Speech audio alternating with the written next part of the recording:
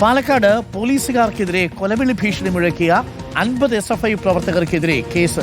SFI സംസ്ഥാന secretariat അംഗം S. Vipin, പ്രവർത്തകരായ മുഹമ്മദ് ഷാദുലി, അഭിഷേക് എന്നിവരുൾപ്പെടെ കണ്ടാൽ അറിയാവുന്ന 50 പേർക്കെതിരെയാണ് കേസെടുത്തിരിക്കുന്നത്.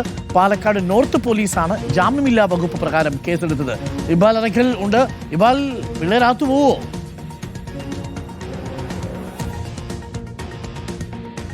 അരുൺകുമാർ, അതായത് ഈ പാലക്കാട് നിയമസഭാ തെരഞ്ഞെടുപ്പിൽ രമേശ് പിഷാരടി, UDF സ്ഥാനത്ത് രമേശ് പിഷാരടിയുടെ വിജയാഹ്ലാദ പരിപാടി നടക്കുന്നതിനിടയിലാണ് CPM പാലക്കാട് ജില്ലാ കമ്മിറ്റി ഓഫീസിന് മുന്നിൽ വെച്ച UDF-ന്റെയും LDF-ന്റെയും പ്രവർത്തകർ തമ്മിൽ ചെറിയ രീതിയിലുള്ള സംഘർഷം ഉണ്ടാകുന്നത്. പിന്നീട് ആ സംഘർഷം പരസ്പരം അങ്ങോട്ടും ഇങ്ങോട്ടുള്ള കല്ലും അതുപോലെ തന്നെ ഈ സോഡാക്കുപ്പികളും എറിയുന്ന രീതിയിലേക്ക് വരെ നീണ്ടു പോവുകയും ചെയ്തു. ഇതിനിടയിലാണ് പോലീസുകാർക്ക് പരിക്ക് പറ്റിയെന്ന് പറഞ്ഞുകൊണ്ട് ചില പോലീസ് ഉദ്യോഗസ്ഥർ ചേർന്ന് CPM പാലക്കാട് ജില്ലാ കമ്മിറ്റി ഓഫീസിന് മുന്നിൽ നിന്നിരുന്ന CPM പ്രവർത്തകർക്ക് നേരെ ലാത്തി വീശിയത്. അന്ന് SFIയുടെ പാലക്കാട് ഏരിയ സെക്രട്ടറി ആയിട്ടുള്ള നിഖിലിന് ഗുരുതരമായി പരിക്ക് പറ്റിയെന്ന് ആരോപിച്ചുകൊണ്ട് പിന്നീട് വ്യാപകമായിട്ടുള്ള പ്രതിഷേധങ്ങളും പാലക്കാട് ഉണ്ടായിരുന്നു.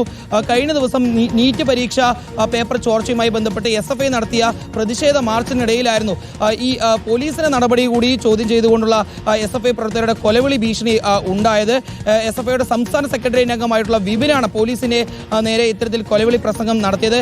4ഓളം പോലീസ് ഉദ്യോഗസ്ഥരുടെ പേരും അതുപോലെ തന്നെ വിലാസവും പറഞ്ഞുകൊണ്ടായിരുന്നു അവർക്ക് നേരെ കൊലവിളി ഭീഷണി നടത്തുകയും ചെയ്തുള്ളൂ. ഏതായാലും ഈ സംഭവത്തിന് പിന്നാലെ തന്നെ അവിടെ ഈ പോസ്റ്റ് ഓഫീസിന് മുന്നിൽ വെച്ചിരുന്ന ബാരിക്കേഡുകളെല്ലാം SFI പ്രവർത്തകർ തകർക്കുകയും പിന്നീട് പാലക്കാട് കോഴിക്കോട് ദേശീയപാതയ്ക്ക് മുകളിലേക്ക് ആ മേഖലയിലേക്ക് വലിച്ചെറിയുകയും ചെയ്തിരുന്നു. ഏതായാലും ഇതെല്ലാം വെച്ചുകൊണ്ടാണ് ഇപ്പോൾ പോലീസ് SFI പ്രവർത്തകർക്കെതിരെ കേസെടുത്തിരിക്കുന്നത്.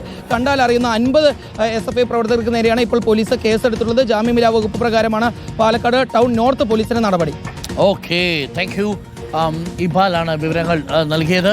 അങ്ങനെ SFI പ്രവർത്തകർക്കെതിരെ കേസെടുത്തിരിക്കുന്നു പോലീസ് എന്നുള്ളതാണ്.